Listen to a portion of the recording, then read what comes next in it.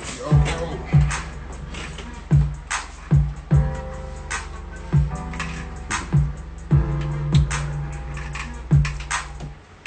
Go ahead and get things started. Start early, get it going.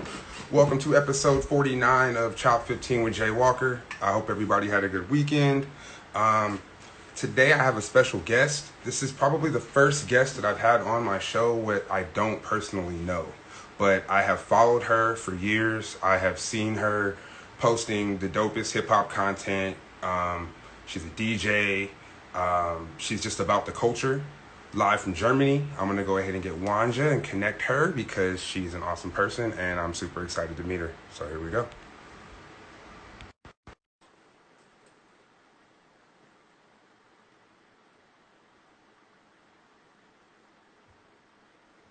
Hello. Hey, hey, How you doing? I'm good. I'm good. Good to Nice be to meet you. with you too. So you go by Wanja, correct? No, No. What should I call you then? it's not how you pronounce it. It's pronounced Banya. Vanya? Mm-hmm. Got you. Okay. Okay. Sorry for that.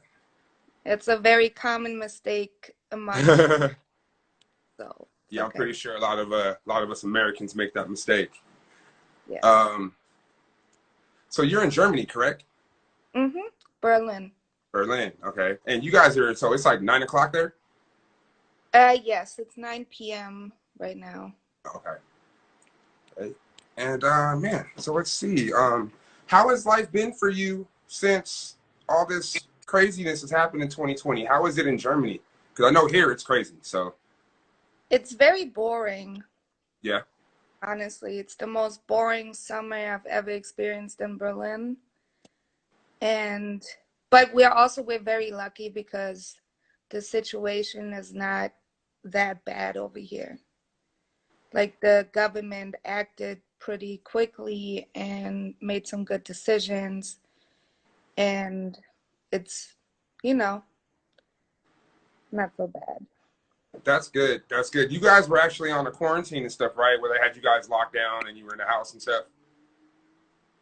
Or is it still that? Well, I wasn't here when that was the case. I was still in South Africa.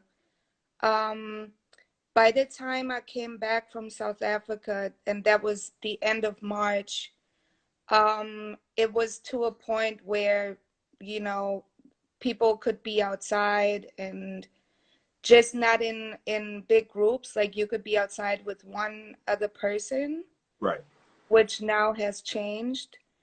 Um, yeah, it's basically just the extra stuff isn't allowed, you know, like parties and stuff like that. And we have to wear masks on public transport and inside of stores.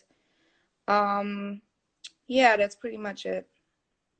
Do you see a lot of pushback with people wanting to wear masks or not wanting to wear masks? Um, Not as much as in the States. Yeah. I think Germans are very good at following rules. Hmm.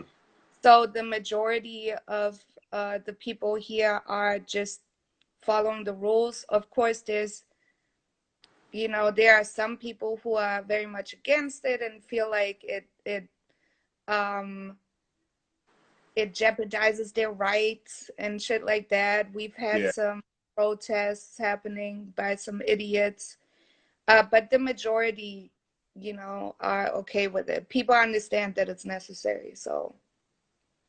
That's good because we get everything here with that is you have people like you're saying that understand that it's a helpful necessary kind of thing, but then with Americans we're so big on independence and freedom, and for anytime somebody tells you to do something, the first thing an American's going to tell you is my freedom, but this isn't a freedom thing. This isn't a thing to toot the freedom horn about. It's about safety. Right. So I don't understand why we're that way, but I do. So it's interesting to hear how other countries are handling because it seems like we're so far behind. What does it look like to you watching America on TV? I mean, it's a shit show, honestly. But the thing is, like, I didn't expect anything different with that guy in the Right. office, like I didn't expect it to go well, because he's an idiot. So, and this is a challenging situation, even for people who are very good at their job in government. Exactly. So how is a person who is not equipped for the job whatsoever going to handle it? Like, of course, it's going to go horribly wrong. Exactly. Exactly. Um, are you working during this time? Yeah, well, I'm self-employed. I have my own business. I do PR. Mm. And that's my main gig that I've been doing for a very long time. And in the first couple of months, it slowed down a bit, but then it went pretty much back to normal. It's a little bit slower than usual, but it's enough work to get by. And you say you've been in the PR business for a while now, right? I think it's like 2004 or something like that. Um, I started my business in shit. I think it was 2009. Okay. Yeah. And how has that been for you? Like what kind of services do you offer as a PR relations? So I promote artists' releases. So basically, artists come to me when they have a new release, like a album, EP, a video, single, whatever, Hmm. and I get that music to the blogs, to DJs, to fans, to all the people that need to hear it, pretty much.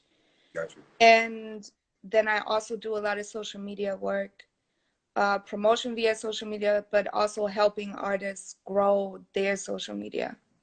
Oh, got you. Yeah, because that's how I discovered you was, I mean, through, I'm going to say Twitter and Instagram, seeing your post and seeing you promoting various artists. And that allowed me to kind of find you and follow you. And I followed you over the years, and I've always been intrigued by your content and stuff. So when I had the opportunity, I was like, you know what? I'm going to go ahead and reach out. Also, the worst you can say is no. So I appreciate you, making time, especially Yeah, not even knowing me. So I definitely appreciate that. of course. Um, so you are also a DJ, correct? Yes, I started DJing beginning of last year. Oh, so you're fairly new in it then. Mm-hmm. Okay. And how do you like it so far? It's the best thing I've ever done. I love it. It's that's the one thing that's hard for me with COVID, is because I can't play gigs, obviously. Right. And that is really, really sad, because it's honestly, I've never been happier than DJing.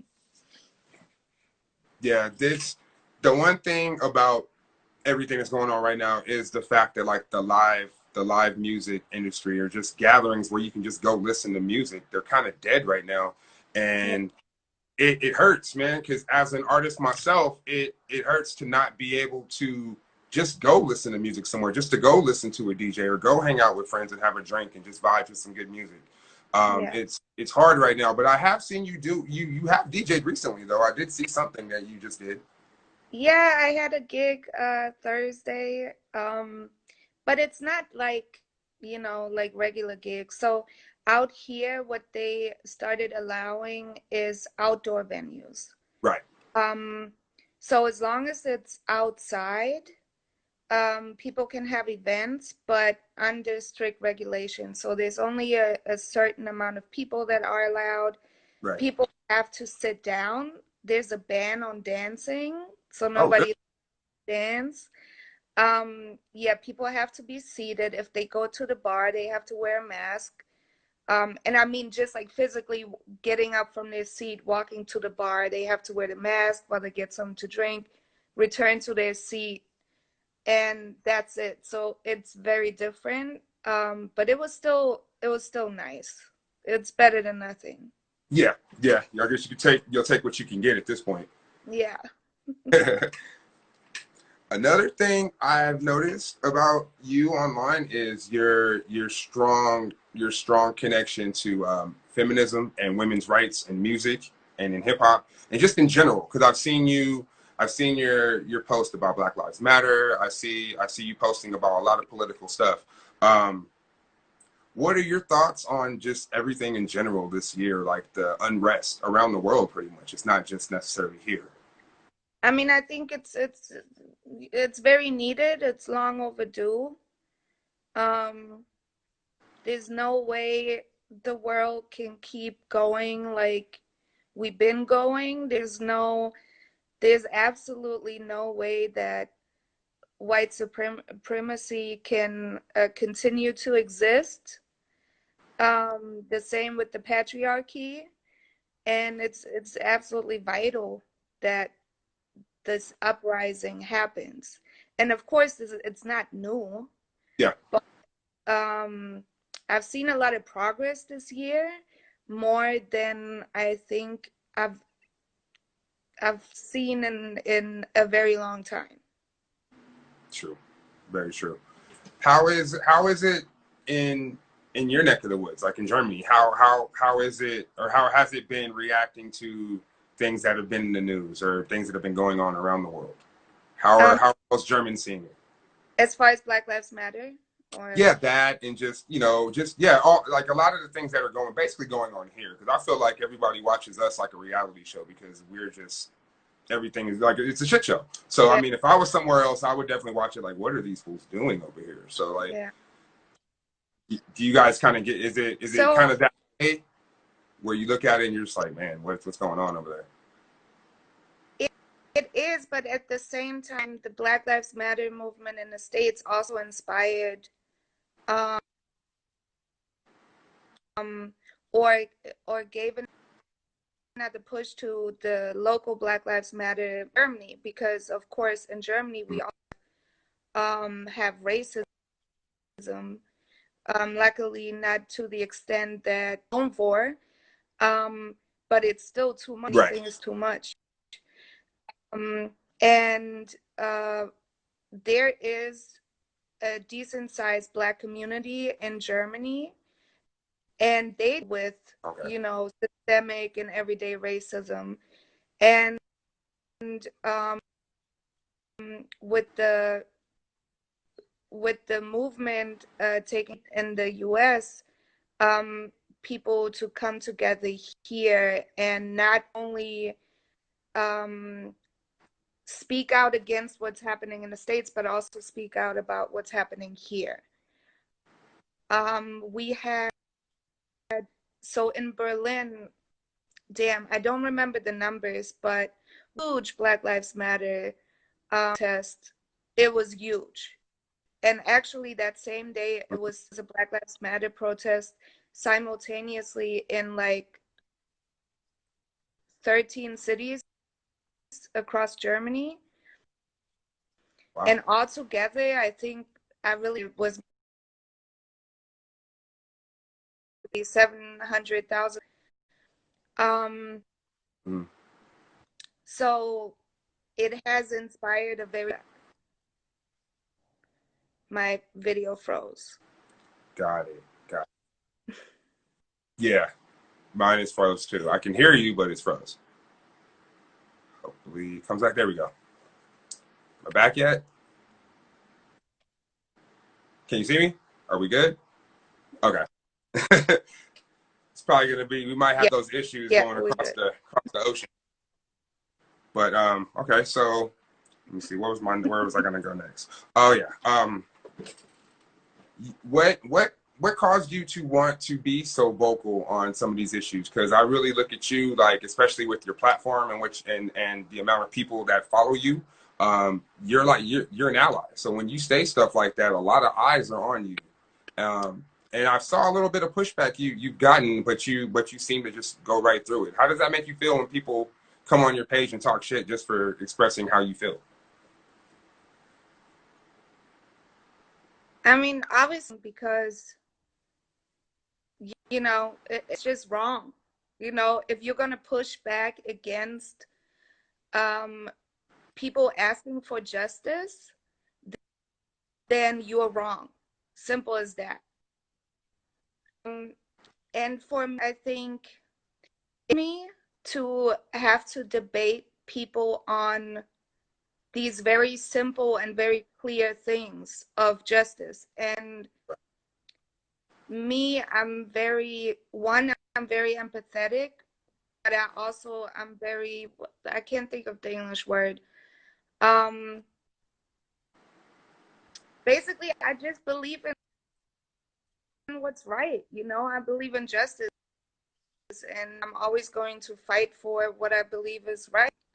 And I don't give a fuck if I lose followers. I don't care if I 100 negative comments. It doesn't matter, because at the end of the day, I have to know that I'm doing the right thing, you know?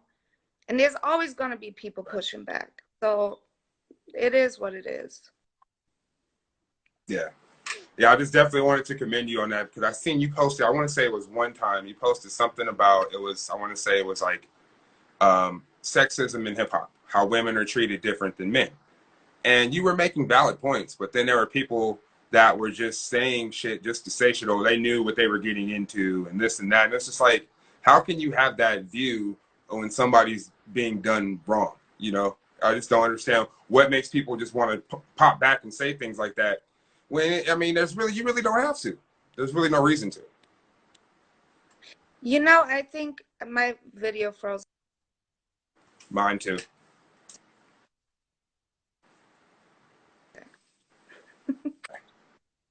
Okay.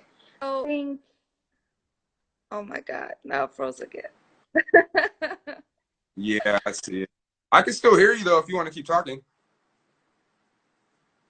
Oh, there you go.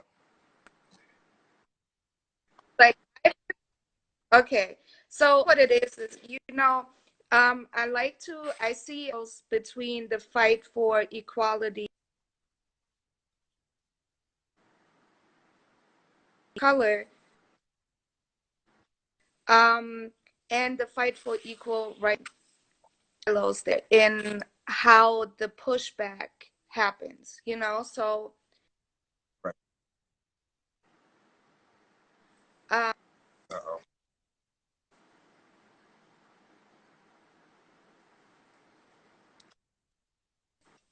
from white supremacy will push back because they see their power jeopardized. And the Exactly. same in the patriarchy, push back against that. Men see their of power jeopardized. And so men go Right. into the defense, right? Because God forced them into their power. So I understand why that happens and where it's coming from, but that's not going to, you know.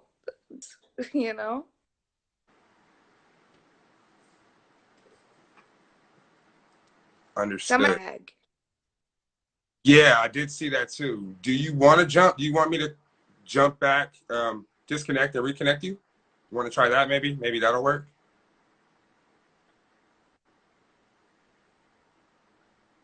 Maybe. Yeah, because it's super light. It is super light. I'm going to okay, there we go. All right, so we're going to jump right back on this right now and see what happens because it was lagging. Apologies for that, y'all. Let's see if we can get her back real quick.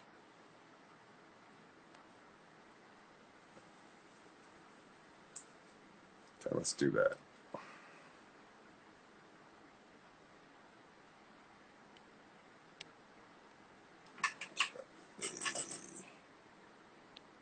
All right, she's still. Oh, let's see. All right, I'm gonna reconnect you guys. Hold on 1 second. We will be right back.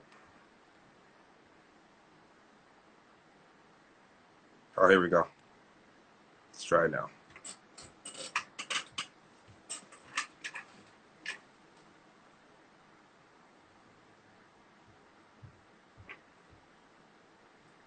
Hello. Okay.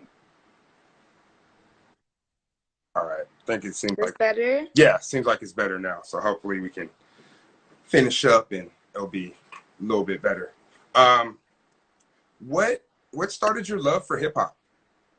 Or how old were you? Like, because I mean, obviously, it's not. I don't know. I can't even say if it's not as accessible in Germany because I know you guys have your own artists and your own music and stuff. But how did you develop your love for this music? So I heard my first rap song. I was probably like 5, Okay. and that was on the radio. It was the song. It's actually people don't know it by name. It's by this group from the UK, and it was like jazz hop. It was similar to Okay. Tribe. Okay. The song's called Cantaloupe by Us Five. No, Us Three. Um, Okay.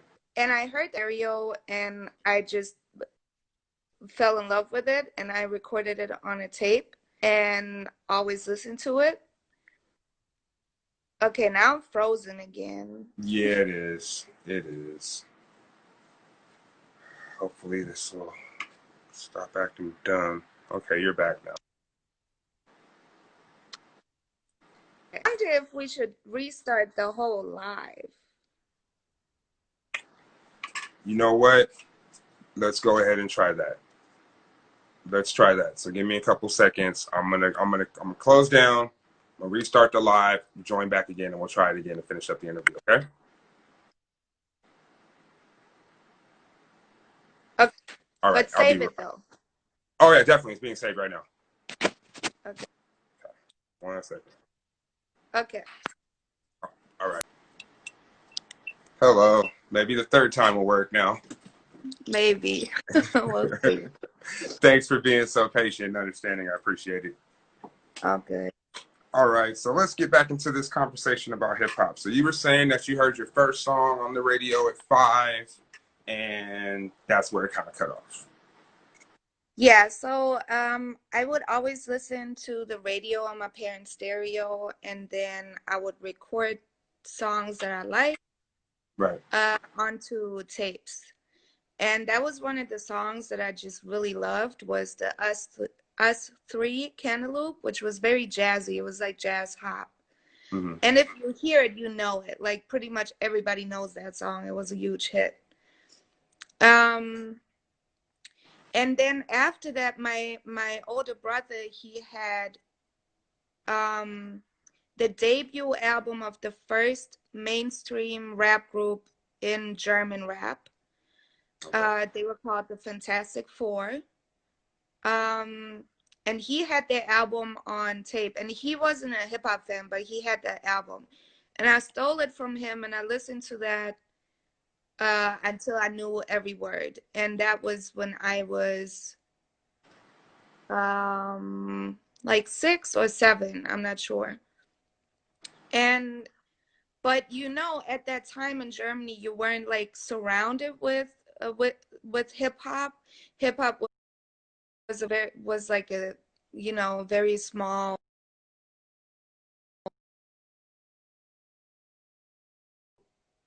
Wouldn't Did you hear me though? Yes. Okay. So you wouldn't see or hear a lot of hip hop on the radio. It was, it was not that present in your everyday life in Germany. And so I liked the music, but I didn't understand that it was a whole culture until I was around 15. And at 15, I grabbed this magazine like after school. We would always go to this urban clothing store, and they had this free magazine laying out. And I would grab one, and then I would sit in school and just flip through the pages. And the centerfold was just pages and pages of whole trains, Okay. graffiti. Mm-hmm. And I just instantly fell in love with graffiti, and I started doing graffiti then. So, and because of graffiti, I started to understand that hip hop was a whole culture with different elements. Right. So then diving into that, I started writing lyrics and I started rapping at 16. Okay. Um, there was this boy that I went to school with who was making beats. And I told him that I rapped, and so he had a little home setup in his parents' garage, like a little studio setup. So we Hmm. would go and record stuff, and yeah, from there it was just, you know, the rest is history, Yeah, basically. yeah, yeah. Well, man, you definitely have a love because I didn't know you had the rapping side too and graffiti. So like, you're almost like all the elements. You know what I'm saying? No, Like, you break dance I, too? I tried b-boying, but my arms were too weak. But I did the little, you know, the little six step and everything. I tried, but too weak. Nice. How is the well, in normal situations, how is the hip hop scene in Germany? It's dope. It's very it's definitely strong. And I'm not originally from Berlin, and my hometown is actually the birthplace of German rap. Oh, okay. And so there it was very present. Like there was so much graffiti, and there's still all over Germany. You will see so much graffiti. And that all of the elements are still heavily celebrated here. That's awesome. And there's still a very big fan base of like 90s hip hop. Hmm. That's why a lot of like the golden era artists come out here to tour because this is where their fan base is. For sure. Um, but aside from that, there's also a very big industry now. Like German rap is the number one genre in Germany. Oh, wow. Yeah, it's huge. And there are huge rap stars. I personally don't listen to them, and but it's just interesting how American rappers aren't even like as far as mainstream goes and Hmm. current stuff, American rappers aren't even that successful over here anymore because it's all German rap. You Like guys have your own thing now. yeah, German Yeah. rap completely took over in the last 10 years. Well, that's cool. I mean, you should support your own because you see a lot of places where they're more or less not. I wouldn't say mimicking, but you're seeing what you see. So if you see something, you see Americans doing it this way, you're gonna try to put your twist on it, but do it kind of the same kind of way. But it's kind of cool that you guys are like, like, hey, we're gonna do what we do, and this is what we're doing, and that's dope. Because I didn't really know how if there was a scene where there were like, like you said, where it was like German, it's just German rap, and you guys are doing your thing over there, as opposed to like it's not all about America, which is cool. Yeah. That's super cool. Um, So I saw. Okay, so you did say that you recently started DJing. I saw that you do blends as well. Like so you do remixes. Are you producing these or like how does that work? Or are you just blending beats? Recently, I've been doing that for like a month now. I kind of took the quarantine time to get into that, and it's a lot of fun. It So is. Um, it is minor production. I wouldn't really say that I produce now. But it is definitely, you know, a type of production, I guess. Making the DJ edits, which is the same thing as a remix, basically. So I've gotten into that recently and I love it. So It's fun. I'm a producer as well, and I do remixes all the time. Like I take acapellas and I literally make beats around them. So yeah, I definitely understand that aspect of it being fun because it is. I love doing that, like creating a whole new vibe off of a song that's already there. You know what I'm saying? Like it's super cool to do that. So I definitely understand that passion.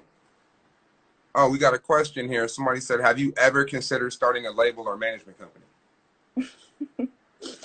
a long time ago, I thought about starting a label one day. I also thought about having my own radio station. I had very big ambitions. Mm. Um, but you know, the thing with the label, I think for me, I like to be very flexible. I get bored very easily, and I like to Mm. be flexible and be able to do a whole lot of stuff at Right. once. So I think running a label is so much work that it would kind of tie me down in a way, and I don't want that. Yeah. And also, I know the industry inside and out. So I know how hard it is to actually have a label that is lucrative. Right. Um, so that it's not something that I see myself doing. The management aspect, I have managed artists. Hmm. Um, I've managed a few people throughout my career. Um, and with management, it's similar. It's just not lucrative. Like it would only be lucrative if you have an artist who is already established and makes a lot of money. Right.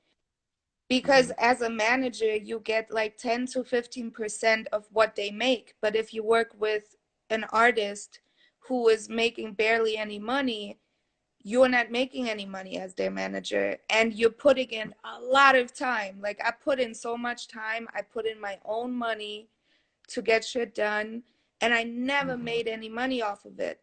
And of course, people can argue do it for the love, but we all got to survive, we all got to eat. So Exactly. it makes no sense for me to do a job that I don't make money off of. True. True. And also, it's very hard. Like, it's hard enough working with rappers' egos, like on the scale I do.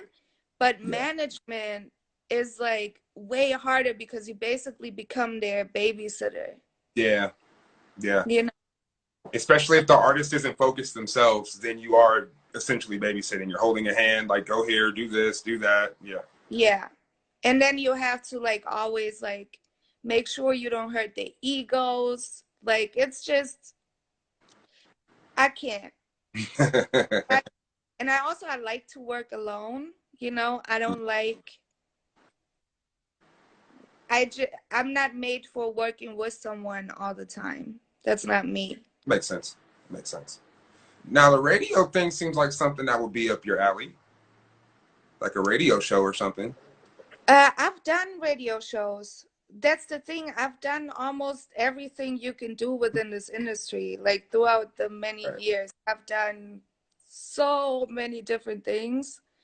Um, because I get bored easily. So, I'll do something for a while and see how that feels or how that works out, and then I'll move on to something else. Right. Um, and that was for me with radio. Like that was cool and it was fun for the time being, but it wasn't something where I felt like this is gonna be long term. Got you. Got you. That makes sense. That definitely makes sense. Oh, man. So what's next for you?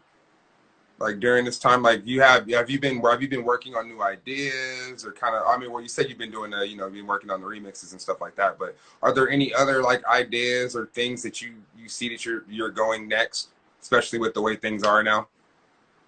I mean, honestly, my business, as far as like what I live off of, um that's kind of gonna keep going the way it is. I mean, I'll always evolve in that aspect, but it's nothing that I Right. plan. It just happens naturally.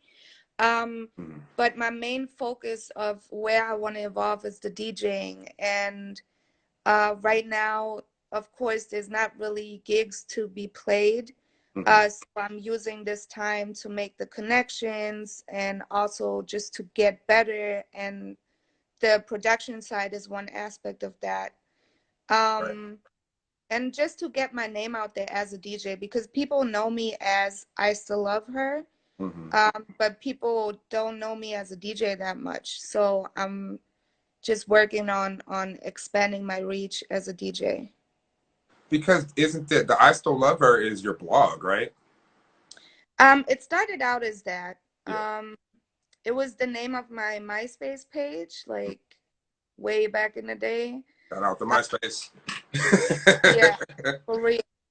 That's where it all started. Um, but then I took it over into the blog, and then it's also the name for my PR agency. So it basically just became the name of my entire brand, and everything I do is under that. Right. Okay. That's what's up. That's what's up. Okay. Well, Wanja, I'm not going to keep you too much longer. I'm going to thank you for your time. It was really nice to meet you and get to talk to you and kind of put a face and a voice behind all the images and the posts and the work that I've seen you put in over the years. I'm definitely going to be in touch with you about some PR stuff because I do have some projects, things I'm working on that I would definitely like to get a little more exposure for. So I'm definitely going to check you out on that tip for sure. Yeah, anytime. Um, well, thank you. Somebody asked what my DJ name is, so let me shout that out real quick because people have a problem Okay. pronouncing shit, and so I'm gonna take the opportunity. So my DJ name is Vanilla Nice, and once again, my name is pronounced Vanya, just so people know. Yeah, and that's it. That's what's up. That's what's up. Well, Vanya, I want to thank you again. Continued success with everything that you're doing. Keep doing your DJ thing. That's the next thing that I'm trying to learn how to do too. I just haven't started yet, but that's my next thing too, because Yeah, it just seems like it's a natural progression and it's dope. So yeah, keep doing your thing, and I will stay in contact and stay in touch with you. And yeah, much success. sounds Definitely. good. Thank you. Same to you. All right. And thank you for having me. Not a problem. Not a problem. Like I said, thank you for reaching. You didn't even know who I was, and you're like, okay, yeah, I'll do it. So I really appreciate that because honestly, I was like, she might not even answer, and I wasn't even really expecting it. 45,000. You know, you got 45,000 people following you. I'm pretty sure you get dumb shit in your DMs all the time. So, I do. but thank you. I do appreciate it, and like I said, I will be in touch because I definitely want to work with you on some PR stuff. So, Sounds good. all right. Well, you have a good evening over there, and take You care of too. yourself. Okay. All You right. too. All right. Okay. Good night. Bye. All right, you guys. Thanks for hanging around. Thanks for fighting through the difficulties with us. I mean, we were broadcasting from Reno, Nevada to Berlin, Germany. So, I mean, there's probably going to be some shit going on. But thank you guys for hanging out. Um, I will be back tomorrow with producer Nabi N from Southern California. He's multi Grammy nominated now producer. He's worked with Drake, Nas, a bunch of other artists, man. So it'll be good to talk to him. I haven't seen him since he was in school, so that'll be good to talk to him tomorrow at noon. I'll be back then. So until then, stay safe, stay aware, wear a mask, don't be dumb. See you guys tomorrow. Peace.